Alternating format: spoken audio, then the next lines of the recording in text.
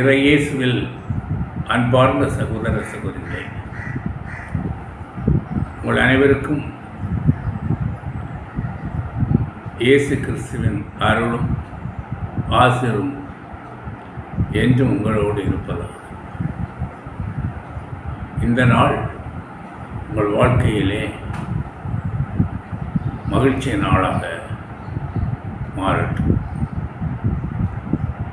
இதுவரை கண்ட கஷ்டங்கள் இந்த நாளிலே எடுத்து மாற்றி உங்களுக்கு நலமான ஒரு வாழ்க்கையை ஆண்டவர் நல்கட்டும்.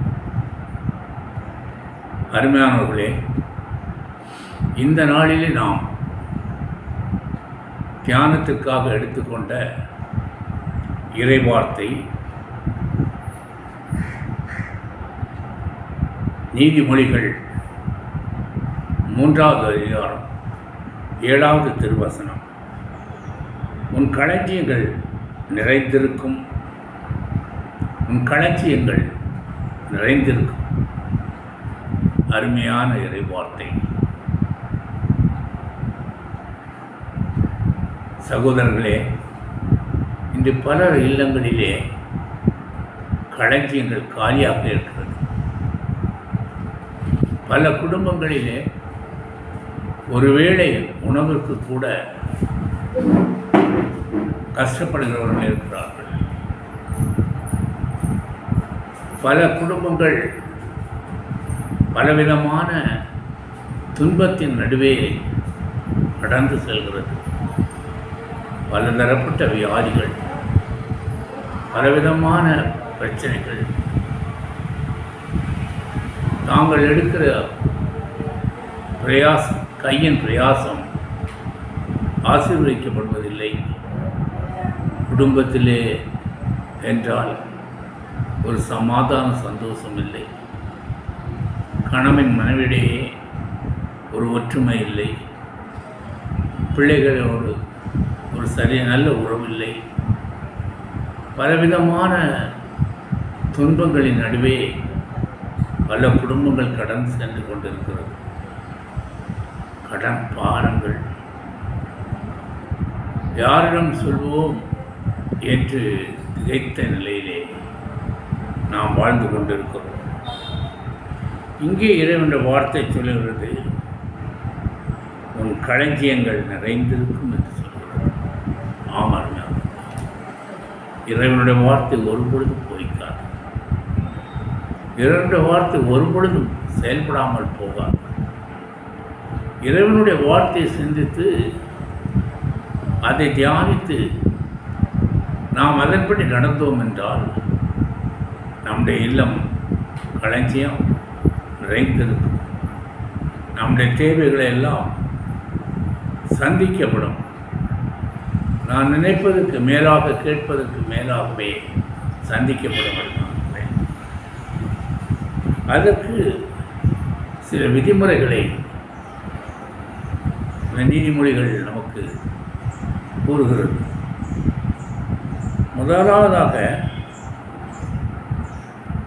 ஆண்டவருக்கு அஞ்சி தீமையை ஒழித்து அறவே விலக்கி நாம் வாழ வேண்டும். ஆண்டவருக்கு அஞ்சி தீமையை அறவே விலக்கி நாம் வாழ கற்றுக்கொள்ள வேண்டும். நம் வாழ்விலே தீமை செய்வதை அறவே விட்டு மற்றவர்களுக்கு நன்மை செய்ய நாம் கற்றுக்கொள்ள வேண்டும். உன்னுடைய செல்வத்தை கொண்டு மற்றவர்களுக்கு நீ உதவ வேண்டும். உன்னுடைய செல்வத்தை நீ மற்றவர்களுக்கு கொண்டு மற்றவர்களுக்கு உதவ வேண்டும். உன்னை நீ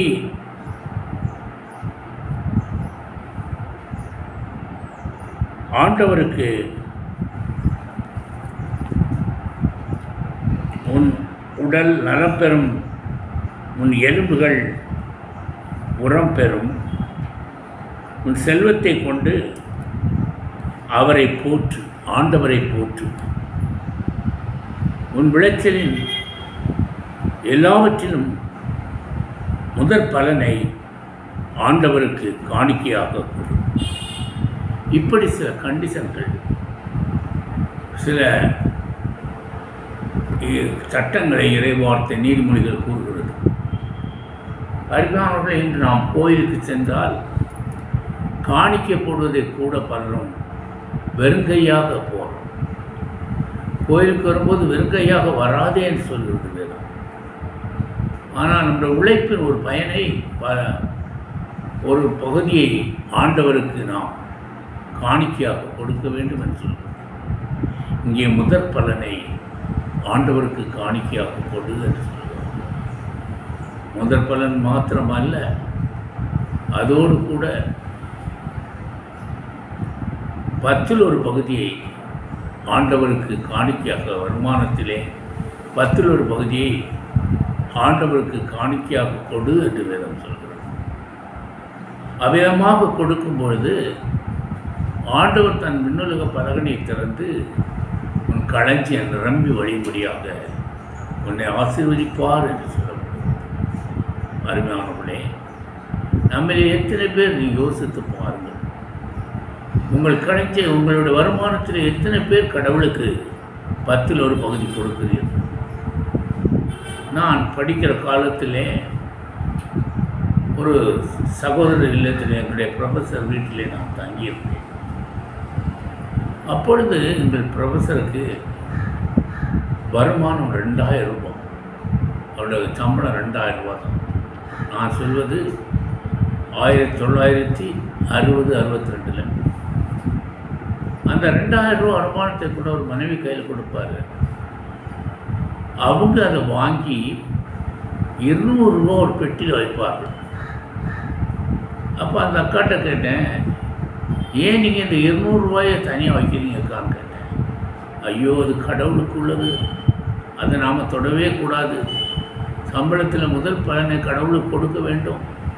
எனவே அதனால் 200 ரூபாயை ஒவ்வொரு மாதம் 10ல் ஒரு பகுதி எடுத்து வைத்துடுவோம். அந்த மாதத்திலே இந்த 10ல் ஒரு பகுதியை இறைவனுக்கு காணிக்கையாக செலுத்திவிடுவோம். அப்பொழுதுதான் மீதமுள்ள பணத்தை வைத்து நாங்கள் எந்த கஷ்டம் இல்லாமல் தாராளமாக செலவழிக்க ஆண்டவர் எங்களை வழி நடத்துவார். நம்மிடம் இருக்கிற இன்றைக்கு இருக்கிற பலரிடம் இருக்க குறையே அதுதான். கடவுளுக்கு கொடுக்க வேண்டியதை நாம் கொடுப்பதில்லை. யார் யாருக்கோ கொண்டு கொடுக்கிறோம். மது பாட்டில்கள், பலரும் குடி, பலவிதமான தீமையான பழக்கங்களுக்கு தங்கள் வருமானத்தை செலுத்துகிறார்கள். அந்த வருமானத்தை அவர்கள் செலவழிக்கும் பொழுது எவ்விதமாக நம்முடைய களஞ்சியம் நிரம்பி வழியும். நம்முடைய களஞ்சியம் நிரம்பி வழிய வேண்டும் என்றால் முதற் பலனை ஆண்டவருக்கு கொடுக்க வேண்டும். உன் செல்வத்தை கொண்டு மற்றவர்களுக்கு பயனுடையதாக நீ வாழ வேண்டும். அருமையானவர்களே, இந்த நாளிலே நம்முடைய வீட்டில் இன்றைக்கு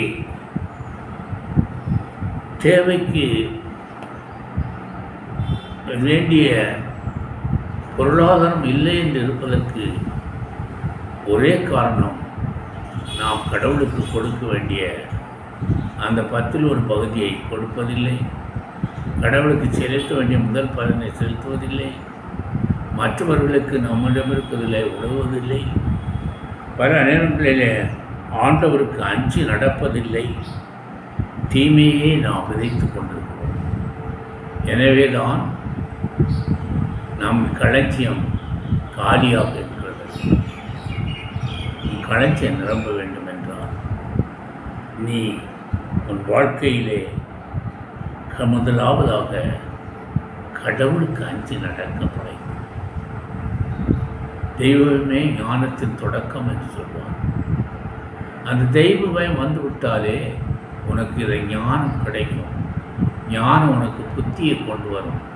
அந்த புத்தி அறிவை தெளிவுபடுத்தும். திடத்தோடு எந்த காரியத்தை செய்து நீ வெற்றி பெற முடியும். எனவே கடவுளுக்கு அஞ்ச முதலில் கடவுளுக்கு அஞ்ச நீ பழகிக்கொள். மற்றவர்களுக்கு தீமை செய்வதை முற்றிலுமாக நீ தவிர்த்துவிட்டு உன்னுடைய வருமானத்தில் ஒரு பகுதியை ஆண்டவருக்கு கொடுத்து காணிக்கை கொடுத்து, குறிப்பாக முதற் பலனே என்று சொல்வார். உன் விளைச்சலிலே முதல் பலனை ஆண்டவருக்கு காணிக்கையாக கொடுத்து, அவ்விதமாக நீ செயல்படுத்தும் போது ஆண்டவர் உன் களஞ்சியத்தை நிரப்புவார். உன் களஞ்சியம் எப்பொழுதும் நிறைந்திருக்கும். அது ஒரு பொழுதும் காலியாகாது, ஒரு பொழுதும் அது வெறுமனே இருக்காது. எனவே இனி வரும் நாட்களிலே அருமையானவர்களே, நீங்கள் முயற்சி செய்யுங்கள். நீங்கள் வேண்டுமென்றால் ஆண்டவரை பரீட்சித்து பாருங்கள். 10ல் ஒரு பகுதியை கடவுளுக்கு கொடுத்து பரீட்சித்து பாருங்கள். அது எவ்விதமாக நமக்கு பலன் தருகிறது என்பதை பாருங்கள். ஆண்டவர் அவருடைய பலகனை திறந்து உன் களஞ்சிய நிரம்பி வழிபடியாக ஆசீர்வாதங்களால் நிரப்புவார். தொடர்ந்து உன் களஞ்சியத்தை நிரப்ப நீ முயற்சி செய்யும்படி அன்பாக கேட்டுக்கொள்கிறேன். அன்பு தந்தை இறைவா, இதுவரை நாங்கள் எங்கள் கடமையை தவறியிருந்தால் இந்த நாளிலே நீர் எங்களுக்கு உணர்த்தியபடி ஆண்டவரே, உமக்கு அஞ்சிய வாழ்வு நாங்கள் வாழ வேண்டும். மற்றவர்களுக்கு எங்களான உதவியை நாங்கள் செயல்படுத்த வேண்டும். எங்கள் வருமானத்தில் 10ல் ஒரு பகுதியாவது முதற்கனியை நமக்கு காணிக்கையாக கொடுக்கிற பழக்கத்தை எங்களுக்கு தாரும். ஆண்டவரே, இந்த நாளில் எங்கள் குடும்பத்தில் இருக்கிற வறுமையை எடுத்து மாற்றி ஒரு செழிப்பை காண எங்கள் களஞ்சிய நிரம்பி வாழ எங்களை நீர் ஆசீர்வதிக்கும்படியாக இயேசுவின் நாமத்திலே உங்களை கொண்டாடுகிறோம்.